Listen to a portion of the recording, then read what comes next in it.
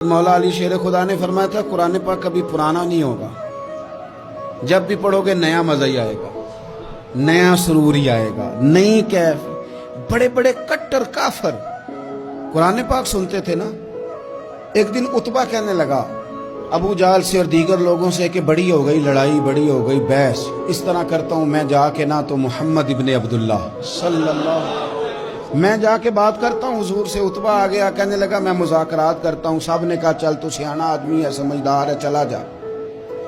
जाके ना तो वही बातें जो वो हमेशा करते थे। नबी करीम अलैहिस्सलाम से कहने लगा हम सारे आपस में हैं, बरादरी है, कबीला है, एक शहर है, फिर भी लड़ाइयाँ शुरू हो गई हैं। जो आपका कलमा पढ़ते हैं वो अलग हो गए, जो हमारे माज़अल्लाह तरीके पे हैं वो अलग हैं। तो कोई बातचीत ना कर लें बैठ के। तो हुजूर ने फरमाया करो ना। कहने लगा अगर आप सरदारी चाहते हैं तो हम देते हैं, और अगर आप मालो दौलत चाहते हैं तो माज़अल्लाह हम देते हैं। जो आप कहते हैं हम करते हैं। किसी तरह का भी आपका मुतालबा है तो हम पूरा करने को तैयार हैं, तो आप बता दें हम वो कर देते हैं। वो बड़ी उसने लंबी चौड़ी तकरीर की, जितनी आफरे गिना सकता था गिनवाई। करीम खामोश रहे। जब उसकी बात पूरी हो गई तो हुजूर फरमाने लगे मैं भी कुछ बोलूं। कहने लगा बोले। मेरे नबी पाक ने कुरान पाक पढ़ना शुरू कर दिया। चंद आयतें पढ़ी, खड़ा था, बैठ गया, फिर उठ पड़ा।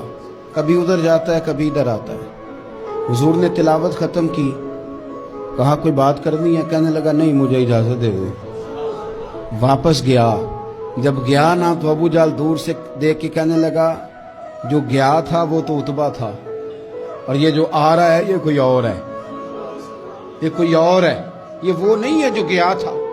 वापस आया तो कहा क्या तय हुआ? कहने लगा यार तय क्या करना है, मैंने शायर भी देखे, काहिन भी देखे, जादूगर भी देखे, मैंने जमाना घूमा है, पर जो कुरान वो पढ़ते हैं वो बंदे का कलाम नहीं, वो रब करीम का ही कलाम है, वो अल्लाह का कलाम है। तुम नहीं मुकाबला कर सकते, तुम बाहर आ जाओ, वो तुम्हारे बस की बात नहीं।